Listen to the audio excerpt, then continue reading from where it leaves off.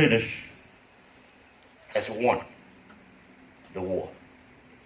And George Washington was defeated. Will there be an America? Imagine for a split second with me that the Nazis won World War II. They came really close. What would happen to us as a country? What would happen to the world? Imagine that the Soviet Union reigned. Imagine that North Korea and Iran have their ways with us, with people who love freedom. What would happen? The only thing that kept that from happening, and have been for hundreds of years, are those 1.2, 1.3 million people who stepped up and gave their lives in defense of the ideal, the very essence of the human spirit, the very essence of what makes us a country. I'm very grateful because I was homeless. I was countryless. And America gave me a home. America naturalized me and allowed me to be a proud American. America commissioned me to be an army officer, to fight along the side of my proud men and women in the U.S. military. America gave me a chance to raise a family, to build a business. America allowed me the opportunity to be elected and to have been serving as your county commissioner for 8 years. And hopefully for many more years to come. Naturally, I'm grateful. Who wouldn't be? The generosity of the American people, the generosity of those who have been serving in our military forces, the generosity of those who have died, and the generosity of the families of those who have served and have died are beyond any boundary.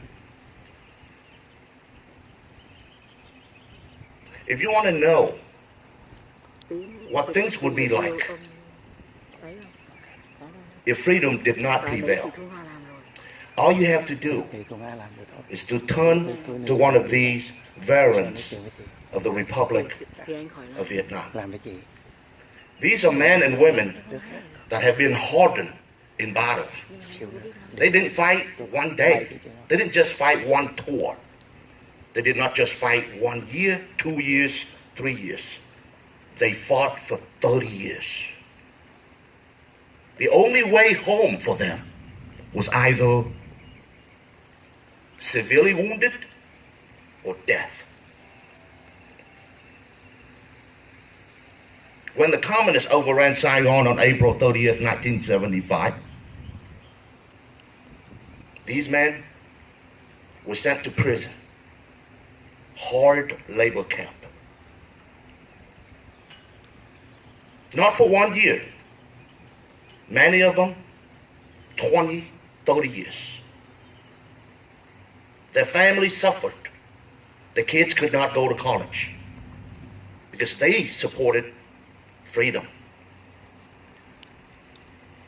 And to this day, 43 years later, basic freedom that we enjoy in this country does not exist in a country that I know as Vietnam.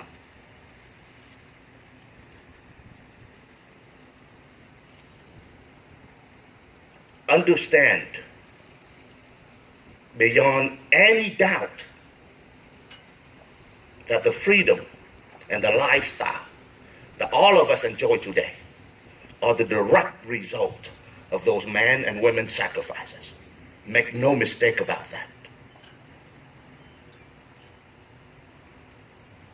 So my dear fellows Americans, help me instill a sense of gratitude in the hearts of our fellow Americans.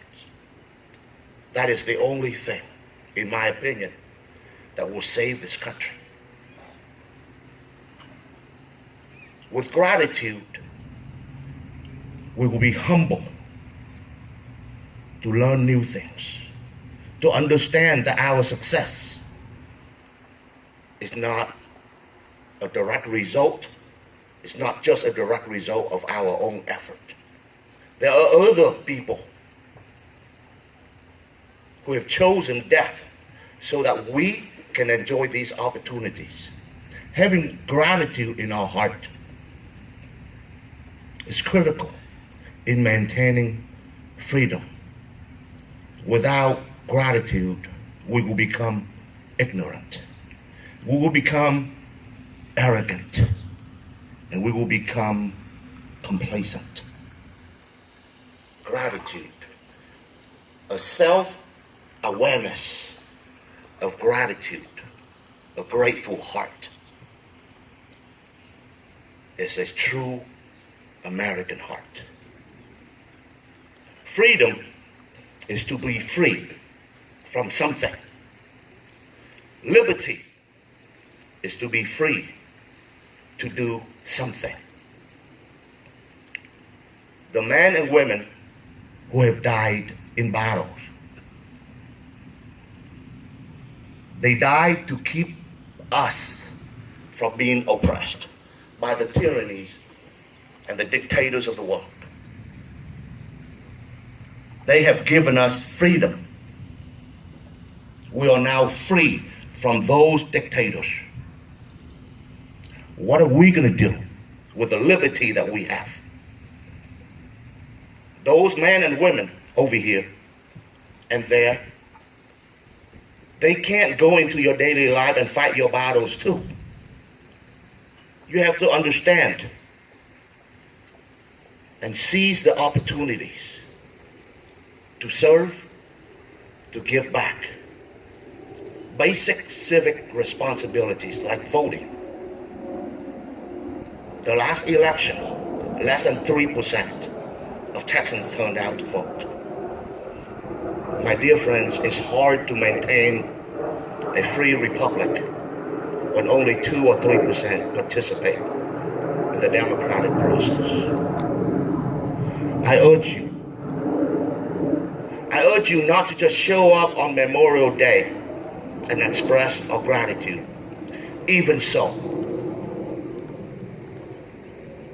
you are still a very small minority of the total population of America who show up regularly on Memorial Day. And I thank you for that. But let's take the spirit of today and carrying it into our daily lives. Share it with our children, our grandchildren, our fellow Americans, and instill in them a sense of gratitude. When every American not only fly the American flag on the flagpole, but they also fly that flag every day in their hearts, you know, and you shall have the confidence that America and liberty would prevail. Until then, we have to fight this battle every day. The battles that you and I fight don't cause us death. But we must fight it in honor of the young men and women, the 1.3 million who have made the ultimate sacrifice so that we may live freely. freedom is not free. There is no liberty without responsibility. It is hard to maintain freedom without having a grateful heart.